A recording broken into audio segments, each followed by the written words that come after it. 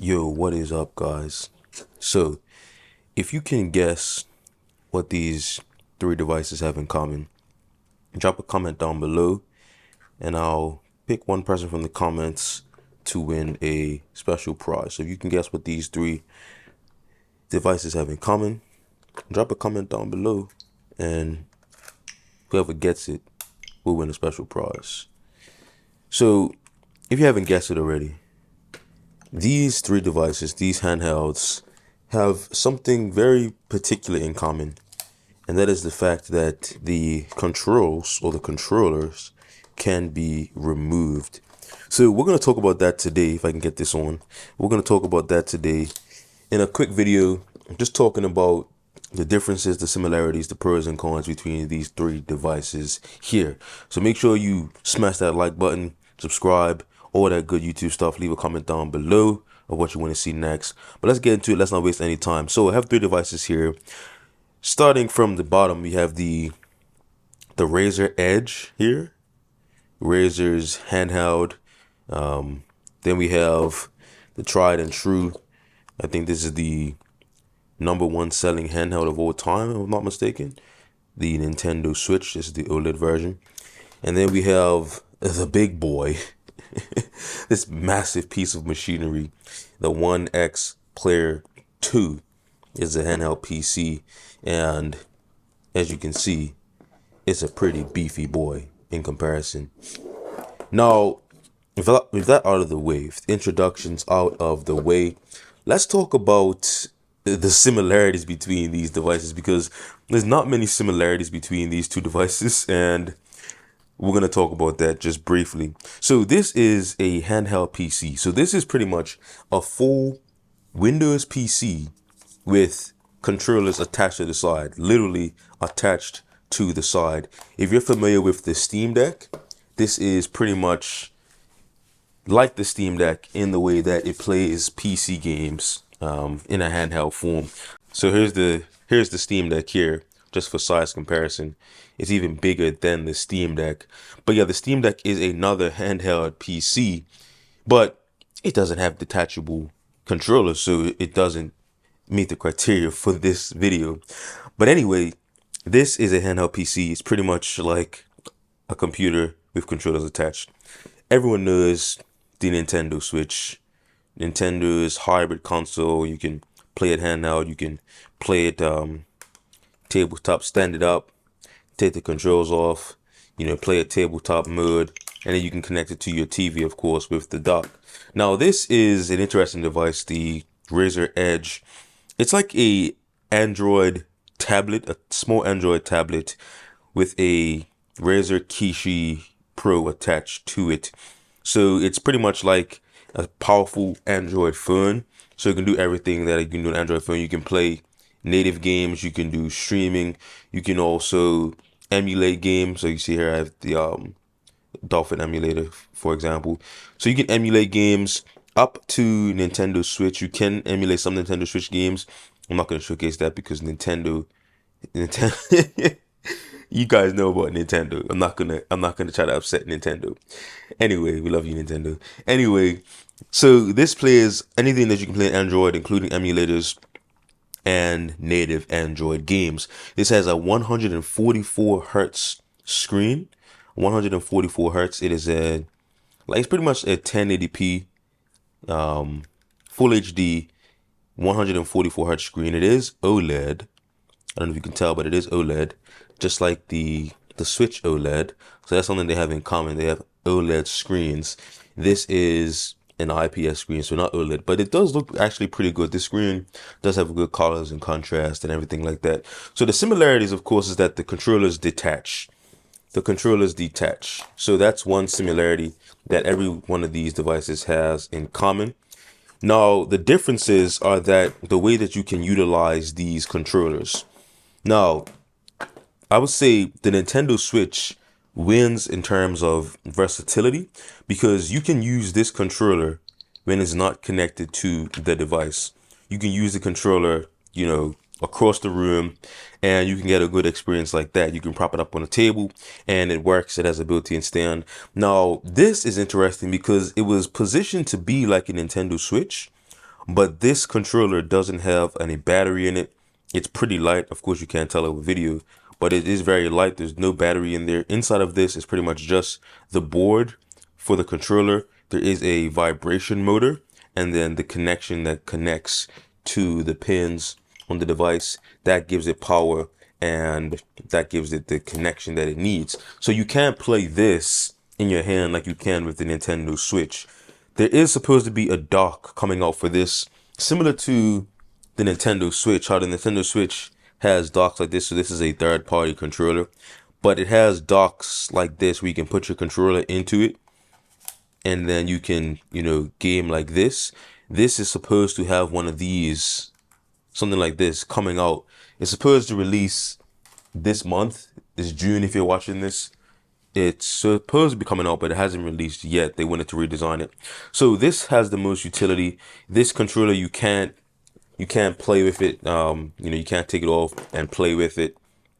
I mean, you can play with it. Like, you can just, fidget, I guess. But you can't control it in any way. There's a dock that's supposed to be coming so you can use it, but as of yet, you cannot do that. It does have a stand. So this is similar to the first Nintendo Switch stand, but it is big enough to just hold that device up. So that's another thing they have in common. They both have a stand. So tabletop mode is a go. This has much more adjustability here. And now we come to this, the Razer Edge. This is pretty much just an Android tablet. So you can take this in your hand and control it like an Android tablet, as you would expect with a touchscreen Android device. Now, this controller, once you disconnect this, as you can see, it has a USB-C connection. So once you disconnect this, this has no utility to you. So you can't use this. Of course, you can use this on other devices like, a cell phone. You could put your phone into this and you can have a good time playing on your phone.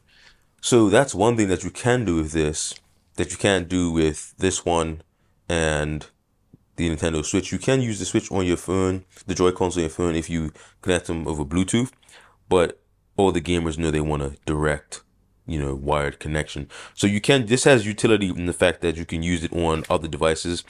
I've used it with a Galaxy S22 Ultra, so a pretty big phone you can get in there. So this is pretty much the similarities, is that they have detachable controllers. The Switch wins in terms of versatility. Now let's talk about performance. Everyone wants to know about performance. Now, that's an interesting discussion because this, of course, is the most powerful by maybe 10-20 times more powerful than these other two devices. So this is the AMD 6800U. That is a Ryzen 7 with, I think, 8 cores, 16 threads. This has 32 gigabytes of RAM. It's using the AMD 680M iGPU, and it is pretty powerful. You can play AAA games, modern PC games at around 720p to 1080p at, low to medium settings, 60 FPS. This can do that. Now the Switch is more of a console, so it's pretty much a proprietary experience in the way that the games are supposedly optimized for the device, for the console itself. Now there are some games that just don't run very well or don't look very good on the Nintendo Switch because of the limitations of this hardware. But we have games like Doom, we have full PC games, even games like Dragon Ball Z, Xenoverse. So there are some full-fledged PC games on here. We have, Nintendo classics. Mario Kart 8 is a classic. It looks good on here. Metroid Dread is one of my favorite games. It looks good on here. Now, Mortal Kombat doesn't look too good, but it does play pretty smoothly. You can get a good experience playing, AAA games like Mortal Kombat. So you can play some AAA games on Nintendo Switch. Now, they're not going to look very graphically intense. It's not going to be the best graphical experience, but you can have some fun on Nintendo Switch. A lot of people in the PC and console gaming space like to look down on the Nintendo Switch, but if you're just trying to have some casual fun, on the bus, on the train, on the plane, sitting around the house, the Nintendo Switch is a good option. It's very small, very light.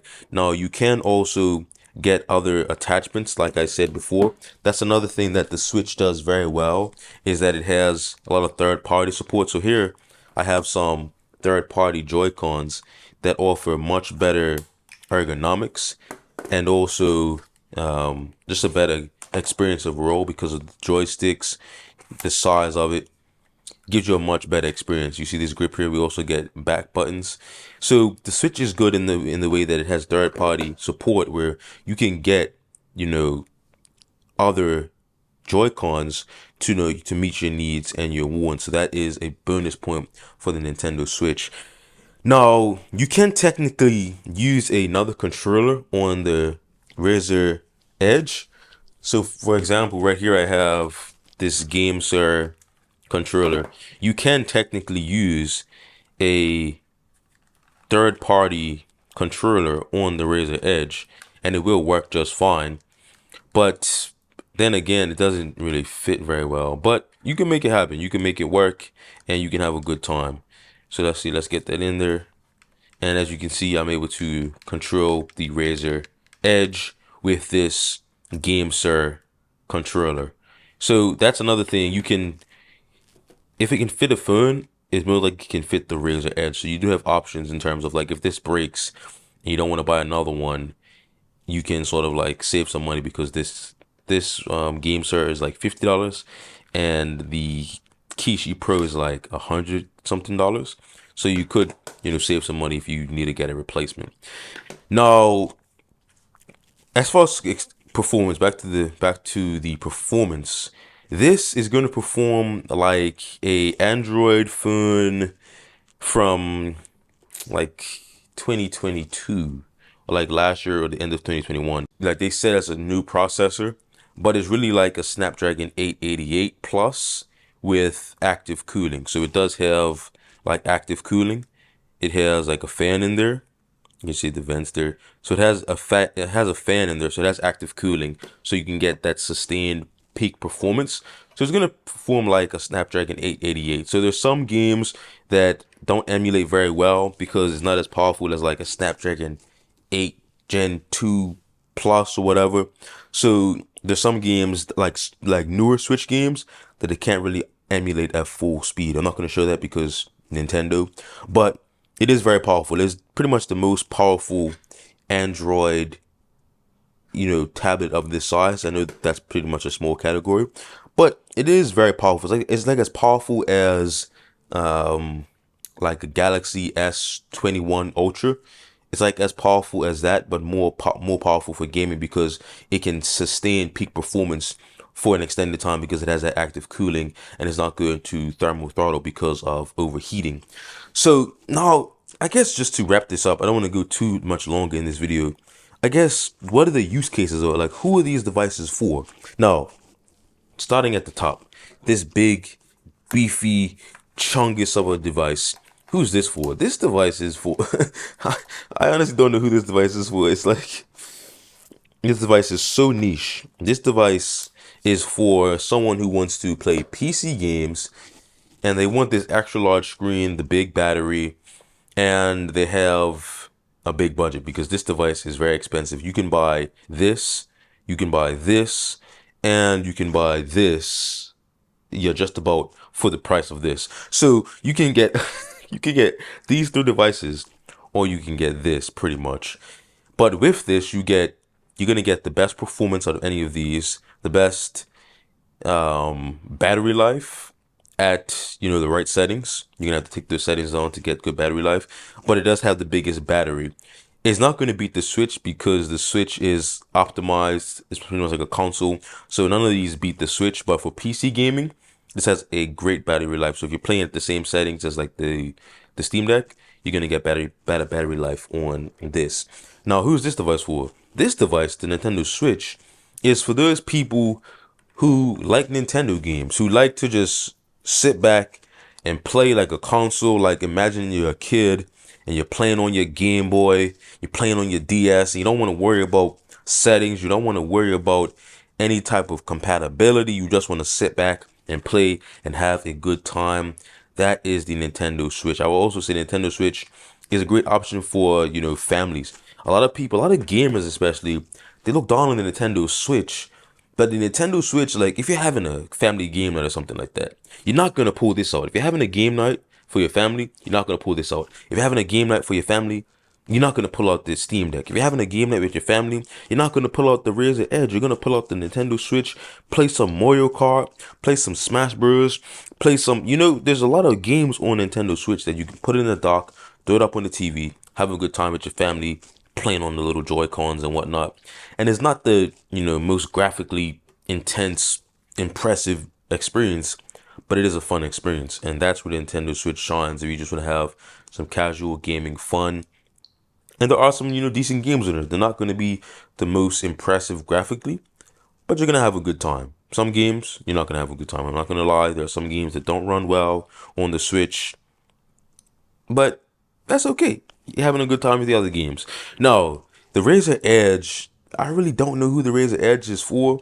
The Razer Edge, now, is a very niche case. The Razer Edge is for that person who wants to play Android games, or emulate some console games, but they don't want to use their phone, or the phone isn't powerful enough to run those games at the settings that they like.